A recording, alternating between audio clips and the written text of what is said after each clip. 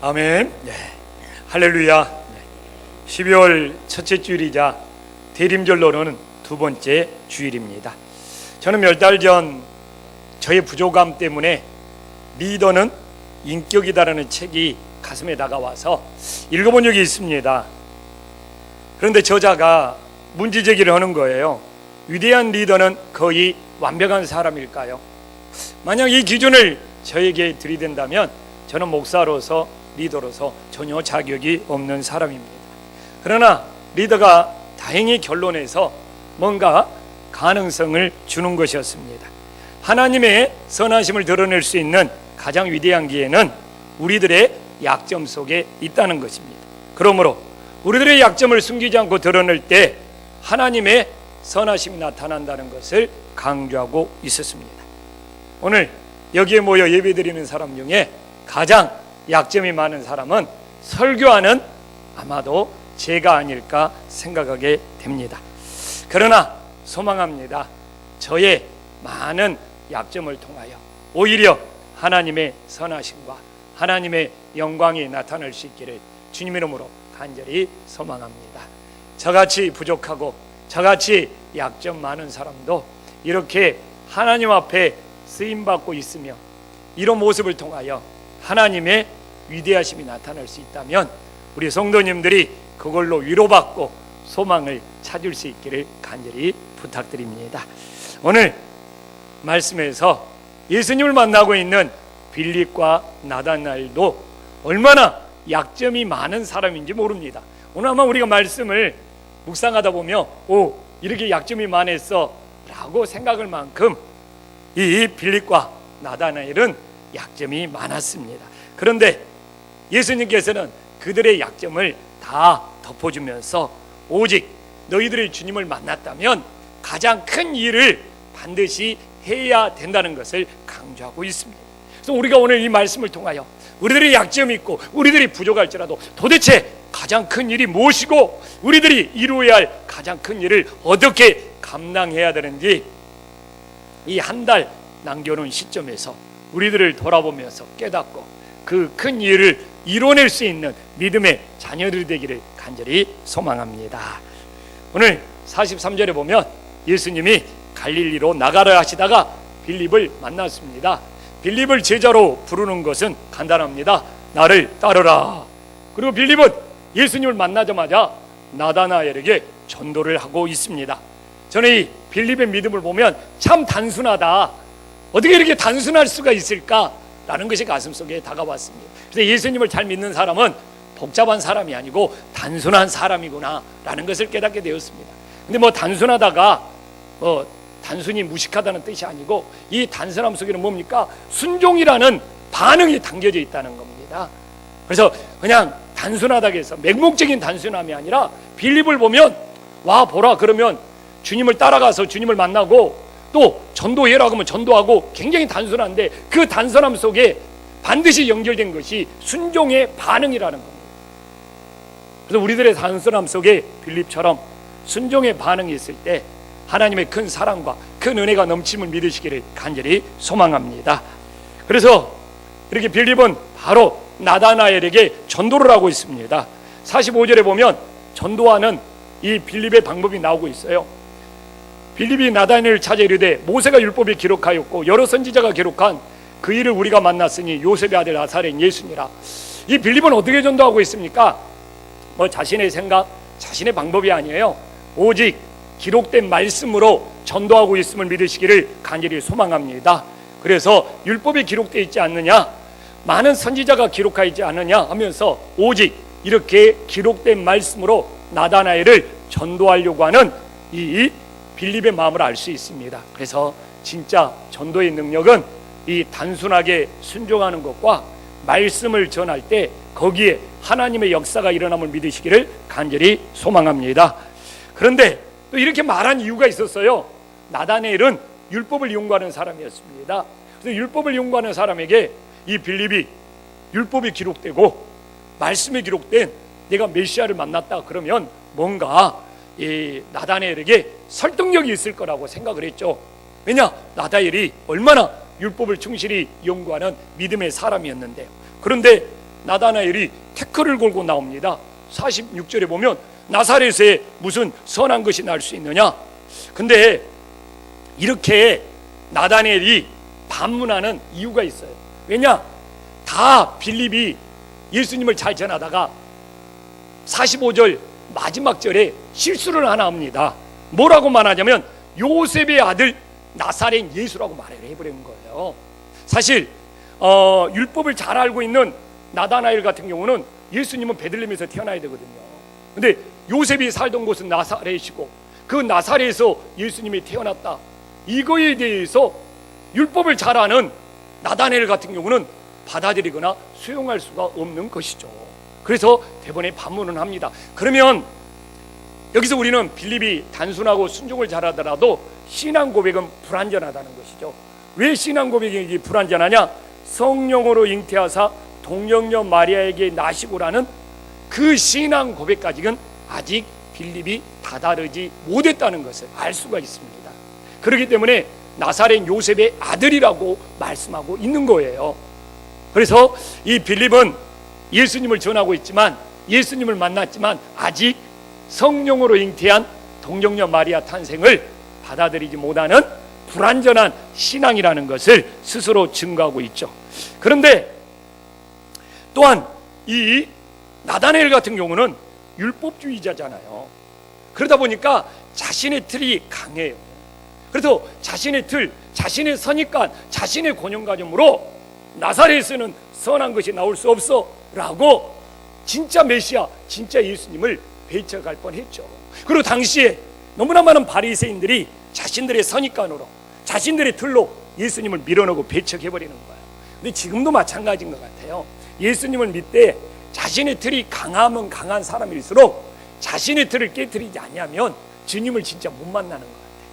그래서 교회는 오지만 자신의 틀에 갇혀있는 사람들은 예수님과 깊게 영적인 교제를 나누지 못하는 것을 알 수가 있어요. 그래서 자신의 틀, 자신의 잣대 가지고 이래야 된다, 저래야 된다 말은 많이 하지만 예수님의 말씀에 단순하게 순종하는 것에 대해서는 자신의 틀 때문에 참 막혀있는 그런 모습들을 볼 때가 많습니다. 그래서 오늘 이렇게 예수님을 만나는 빌립과 나다나엘을 보면 한 사람은 신앙 고백이 불완전하고 한 사람은 자신의 틀에 갇혀있고, 그런데 믿음이라는 것은 오늘 이 두 사람이 우리들에게 오히려 위로를 줘요. 믿음은 완벽해서 퍼펙트해서 주님을 만나는 것이 아니라 빌립이나 나다나엘의 모습을 보면 불완전한 모습 속에, 또한 내 자신의 허물 속에 주님을 만나서 주님을 만난 이후로 우리들의 삶이 변화됨을 믿으시기를 간절히 축원합니다. 그래서 전도할 때 제일 힘든 사람이 뭐냐? 변화된 다음에 나오겠다는 거예요.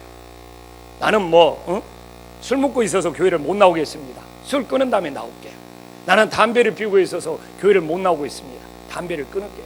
나는 무슨 좀 이렇게 취미 생활을 하는데 그것 때문에 저는 그걸 끊기 전까지는 교회를 못 나갈 것 같네요. 이렇게 의외로 답변하는 사람들이 많아요. 그러나 그렇게 말하는 사람은 절대로 예수님을 인생이 끝날 때까지 못 만날 수가 있어요. 부족한 대로, 허물이 많은 대로, 나약한 대로 나와서 예수님을 만남으로, 예수님의 역사하심으로, 성령의 역사하심으로 그런 것들이 멀어지고 떨어져 나가서 변화되는 은혜의 역사가 일어나기를 간절히 축원합니다. 그래서 저도 완벽해서 목회자가 되고 완벽해서 예수님을 만난 것이 아니라 부족한 모습으로 예수님을 만났지만 이 부족한 제가 예수님을 끊임없이 닮아감으로 서서히 변화되는 과정에 있음을 깨달으시기를 간절히 소망합니다. 그럼 옆 사람한테 한번 물어봐야죠. 올 한 해 도대체 얼마나 변화되었습니까? 한번 물어보시기 바랍니다.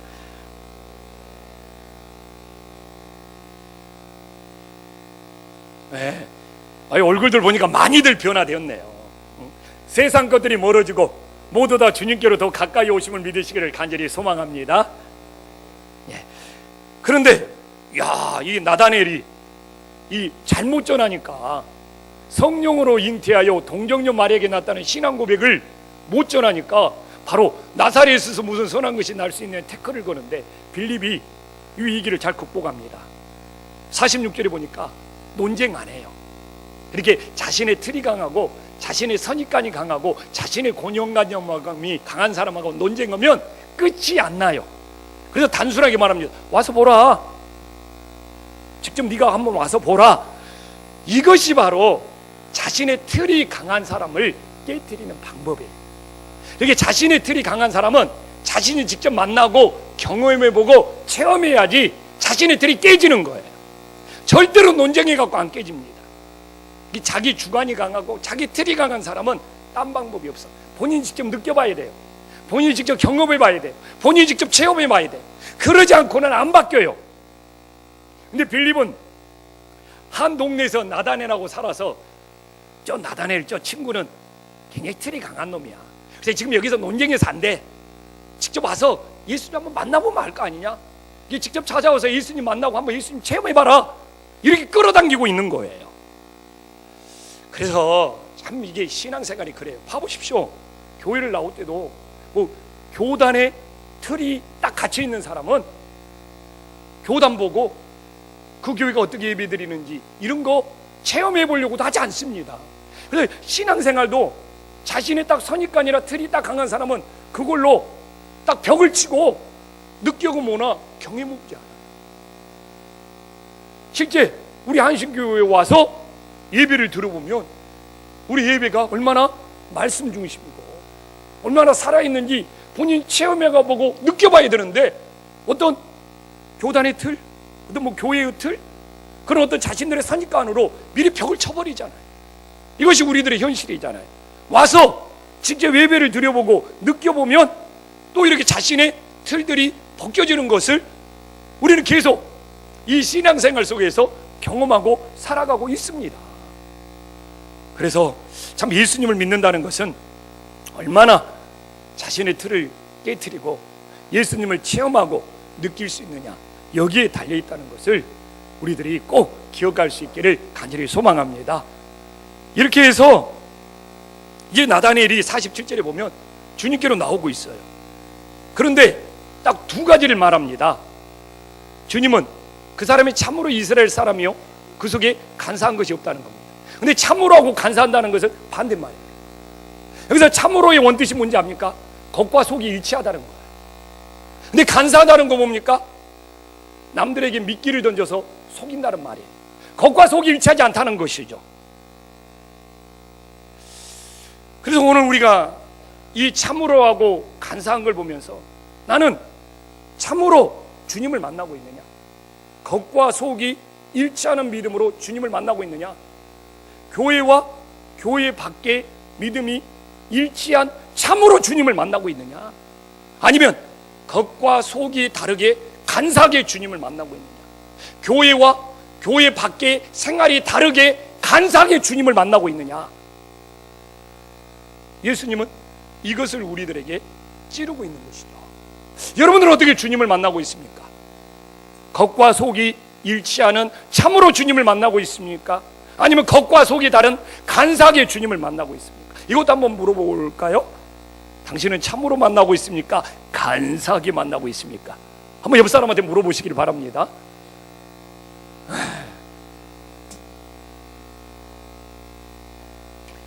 사실 이것이 참 중요한 문제예요. 오늘도 우리 장로님이 기도를 잘 해주셨지만 한국교회가 교회 안과 교회 밖이 다른 간사하게 예수님을 믿지 않고 참으로 일치를 이루는 믿음이 될 때 이 땅의 예배와 이 땅의 교회가 회복됨을 믿으시기를 간절히 소망합니다. 이어서 48절에 보면 나다넬이 깜짝 놀라요. 어떻게 나라 하시나이까? 이렇게 물어볼 때 예수님은 또 이렇게 답변을 합니다. 내가 무화과 나무라 있을 때 보았노라. 사실 당시 무화과 나무는 집 앞에, 이스라엘 집 앞에 다 한 그루씩 심어져 있었어요. 근데 무화과 나무가 굉장히 잎이 무성합니다. 그래서 이 무화과 나무 아래 그 더운 지방에서는 거기서 말씀 보고 거기서 기도해요. 그리고 랍비, 이 선생들도 하나님의 말씀을 무화과 나무 아래에서 가르칩니다. 그래서 무화과 나무 아래에 있었다는 말은 뭐냐? 나다넬이 무화과 나무 아래에서 말씀 보고 기도하는 삶을 살았다는 것이죠. 그래서 이걸 보면서 주님이 기억하는 인생은 어떤 인생이냐? 말씀 보고 기도하는 그 영혼들을 주님이 잊지 않고 기억하고 있다는 것을 우리도 깨달을 수 있기를 간절히 소망합니다. 그래서 올 한 해도 우리들에게 말씀을 묵상하고 기도하는 삶을 살았다면 그런 인생 하나님께서 반드시 기억하고 있다는 것을 오늘 이 말씀을 통하여 위로받으시기를 간절히 소망합니다. 나다니엘은 너무 좋았어요. 그러고 신앙 고백을 합니다. 49절에 나다니엘이 대답하되 랍비요 당신은 하나님의 아들이요 당신은 이스라엘 임금이로다. 대단한 신앙 고백인 것 같죠? 근데 이거 완전히 불완전한 신앙 고백입니다. 왜 그렇습니까? 예수님을 주님이라고 불러야 돼요. 오늘 랍비 유대교의 선생 정도로 생각하고 있는 거예요. 베드로도 그랬잖아요. 처음에 주님 만났을 때 랍비요 랍비요 그랬잖아요. 그러나 깊은 데로 가서 그물을 던지고 도저히 밤에는 고기가 잡히지만 낮에는 고기가 안 잡히는데 낮에 고기가 엄청 잡히는 거예요. 이건 뭔가 하나님의 역사가 있다 하면서 랍비로 불렀던 예수님이 키리오스, 그 이후로 주님으로 바뀐 거죠. 그러나 나다니엘은 여전히 랍비요 그냥 선생님으로 부르고 있는 거예요. 그리고 또한 자신의 틀에서 못 벗어나고 있잖아요. 예수님은 모든 사람을 구원하러 오신 구원자임에도 불구하고 이스라엘의 임금이라는 거예요. 유대인들만 먹여 살려달라는 거예요. 여전히 자기 자신의 틀, 자기 자신의 고정관념을 못 벗어나고 있어요. 안타까운 일이죠. 그래서 오늘도 이 말씀을 보면 그렇구나. 여전히 나다니엘을 보더라도 그가 아무리 말씀 보고 기도하여도 여전히 부족한 점이 있고 여전히 허물이 있구나 하는 것을 어떻게 보면 우리들의 모습인 거예요. 그래서 우리가 한 해를 돌아봐도 내가 막 교회에 다니고 예수님을 믿는다 해도 한 해를 돌아보면 저는 그래요. 얼마나 내가 부족했는지, 내가 얼마나 허물이 많았는지, 내가 얼마나 실수가 많았는지 이것밖에 안 떠올라요. 그러면 오늘 이제 이렇게 빌립처럼 나다니엘처럼 신앙 고백이 불완전하지 자신의 틀에 갇혀 있는 것이 쉽게 벗겨지지 않지. 그래서 너 자격 미달이야 하면서 예수님이 이들을 포기하게 만드냐 이거예요. 아닙니다. 이들에게 오히려 부족하고 약점이 많을지라도 주님은 반드시 부족한 우리들에게 가르쳐주고 싶은 것이 있어요. 그것이 바로 50절에 나와요. 뭔 이야기합니까? 이보다 더 큰 일을 보리라.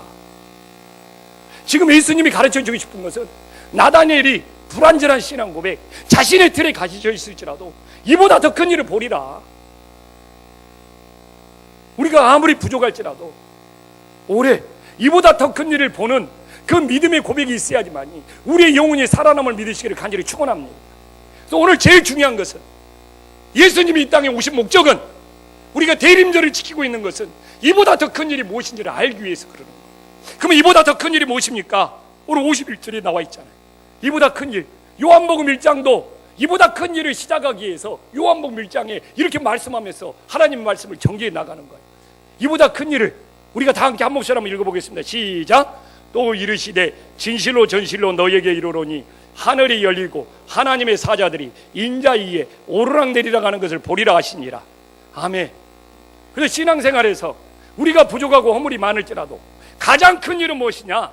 하늘문을 여는 것이, 하늘이 열리는 것이 우리들에게 가장 큰 일이 됨을 믿으시기를 간절히 소망합니다. 그런데 이 하늘문은 어떻게 여냐? 인자 되신 예수 그리스도를 통하여서만 열 수 있다는 거예요. 그래서 천사들도 오직 인자 되신 예수 그리스도를 통해서만 그 하늘문을 오르락내리락 할 수 있다는 것을 우리들에게 증거하고 있는 거예요. 그래서 오늘 우리가 대림절을 보내고 있잖아요. 대림절을 우리가 보내는 이유도 뭡니까? 하늘문을 열 수 있는 길은 이 땅에 오신 예수 그리스도의 십자가의 사닥다리로만 하늘문이 열린다는 걸 믿으시기를 간절히 축원합니다. 그래서 우리들이 부족해도 좋다 이거예요. 실수가 많다도 좋다 이거예요. 허물이 많다도 좋다 이거예요. 그러나 우리가 이 큰 일을 봐야 돼요. 반드시 이 큰 일을 이루어야 돼요. 그것이 바로 예수님을 통하여 하늘문을 여는 길이 됨을 믿으시기를 다시 한번 가슴에 새기기를 간절히 부탁드립니다.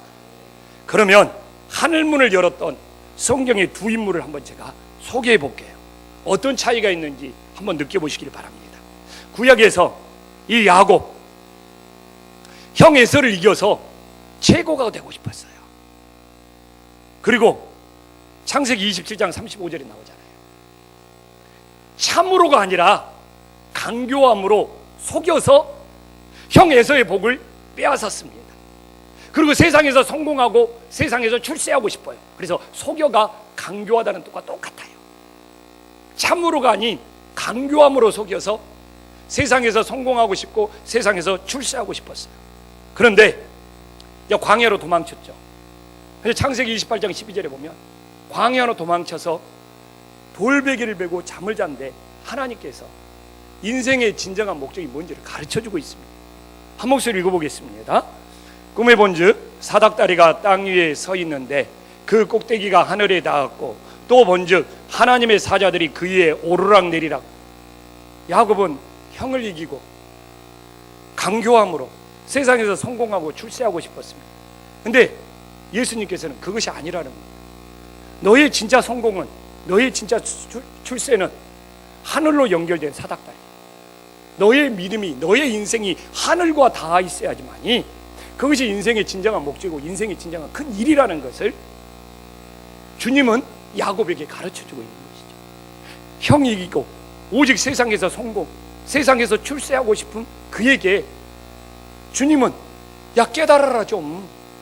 인생의 진정한 성공, 인생의 진정한 출세는 세상에서 잘 되는 것이 아니고 하늘과 닿아 있어야 된다.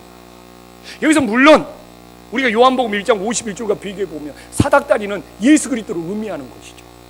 이 말씀을 연결해서 보면 참 은혜가 됩니다. 요한복음 1장 51절에서는 이 사닥다리가 인자로 나오고 있죠. 그래서 하늘과 땅을 연결시킬 수 있는 사닥다리는 오직 예수 그리스도 한 분밖에 없고 우리의 힘이나 우리의 능력으로 안 되고 다른 방법은 없다는 것을 우리들에게 보여주고 있는 것이죠. 천사들조차도, 주의 사사들조차도 이 인자를 통하지 않고 하늘의 사닥다리를 통하지 않고는 하늘과 연결될 수 없다는 것을 우리들에게 증거하고 있는 것이죠. 근데 야곱은 20년이 지나도록 그걸 모릅니다. 몰라요. 여전히 세상에서 성공하고 세상에서 출세하고 싶었어요. 그러다가 야복 나루터에서 천사와 씨름하다가 한도 뼈가 부러지죠. 그래서 다리를 절게 됩니다. 이제 세상에서 소망이 사라졌어요. 그럴 때 그는 그때서 20년이 지난 후에서 아 맞아, 베델에서 내가 꿈을 꿀 때 주의 사자가 사닥다리로 하늘에 닿는 것이 하나님께서 인생의 진정한 가장 큰 일이라는 것을 가르쳐줬어. 그때 그 깨닫고 그는 베델로 돌아가서 자기의 인생을 하나님 앞에 진짜 헌신하게 되고, 그래서 그의 이름이 야곱에서 이스라엘로 바뀌게 됩니다. 여러분들은 지금도 아직도 야곱과 같은 누군가를 이기고 세상에서 성공하고 세상에서 출세하기 위하여 끊임없이 달려가고 있습니까? 아니면 내 인생의 진정한 목적, 내 인생의 가장 큰 일은 하늘과 사닥다리가 연결돼야 돼. 십자가의 사닥다리가 하늘과 연결돼야 돼. 이것이 여러분들의 진정한 인생의 목적이 되고 있습니까? 이건 너무너무 중요한 문제입니다.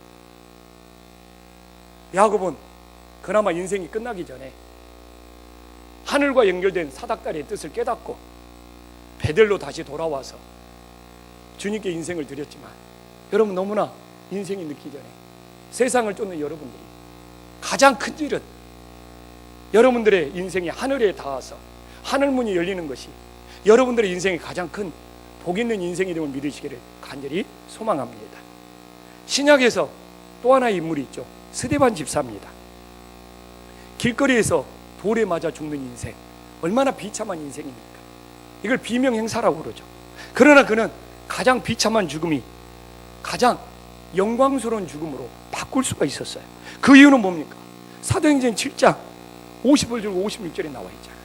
얼마나 기막혀. 지금 돌에 맞아 세상 눈으로 보면 가장 불행한 죽음입니다.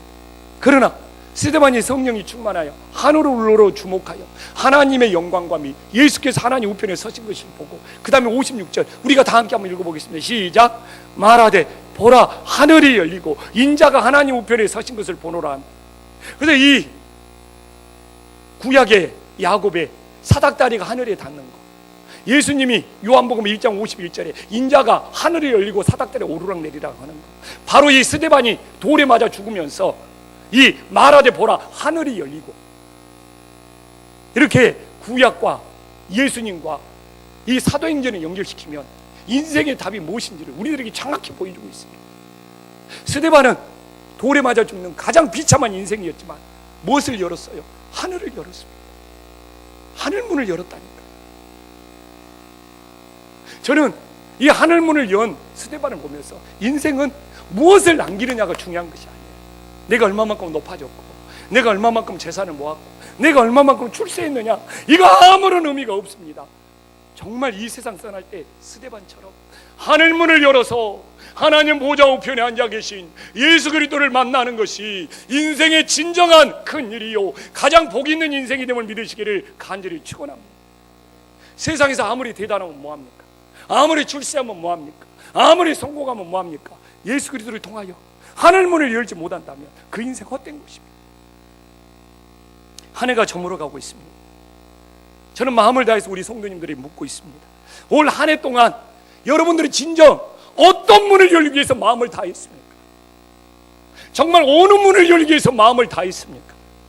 이 땅에 태어나서 가장 큰 일은 예수님을 통해서 하늘문을 여는 것이라고, 이렇게 구약의 야곱을 통해서도, 요한복음의 예수님을 통해서도, 사도행전의 스데반을 통해서도 절묘하게 하나님이 우리들에게 강조하고 있습니다. 저는 오늘도 선포합니다. 우리들이 세상에서 아무리 대단한 성공의 문을 열었을지라도 하늘의 문을 열지 못한다면 그건 헛수고에 불과한 겁니다. 또한 설사 우리들이 신앙생활을 하면서 이것저것 봉사하고 섬기고 충성했을지라도 예수님을 통해 하늘의 문을 열고자 하는 그 목적을 잃어버린 채 있다면 정말 죄송한 이야기지만 그것도 헛수고가 될 수 있어요. 우리 인생의 성공과 실패는 무엇으로 결정됩니까? 저는 오늘 이 말밖에 할 것이 없어요. 인생의 성공과 실패는 가장 큰 일인 예수님을 통하여 하늘문을 열 수 있느냐, 이걸로 결정나는 겁니다. 다른 어떤 잣대 기준이 필요한 것이 아니라 진짜 우리 인생의 종합적인 성공과 실패의 결정은 예수님을 통해서 하늘문을 여는 길을 가고 있느냐 이겁니다. 오늘도 장로님이 기도했잖아요. 이 땅의 교회들이, 이 땅의 성도들이 빛과 소금이 못 되어서 하늘문을 닫고 있어요. 지금 우리는 뭐 나 하나 하늘문 열고 들어가면 생각되지, 이렇게 보면 안 돼요. 총체적으로 봐야 돼요. 나도 오직 예수님을 통하여 하늘문을 열 뿐만 아니라 내 인생도 주변 사람들에게 빛과 소금이 되어서 하늘문을 열 수 있는 통로를 내주고 있는지, 아니면 그걸 막아버리고 있는지, 거기까지 나가야 돼요. 그래야지 이기적인 신앙이 안 되는 거예요. 내 말과 내 행실과 내 행함이 하늘문을 상대방에게 닫아버리게 만드는 인생인지, 통로를 열어주는 인생인지, 이래라고 예수님이 우리에게 빛과 소금이 되어라고 온 거 아닙니까? 부디 우리 인생의 모든 여정이 올 한 해 살았다고 신앙생활 끝나는 거 아니지 않습니까? 또 내년, 또 그 내년이 있지 않습니까? 그렇기 때문에 우리 인생의 모든 단계 여정이 나뿐만 아니라 주변 사람들에게 하늘문을 여는 길이 될 수 있기를 주님의 이름으로 간절히 소망합니다. 기도하겠습니다.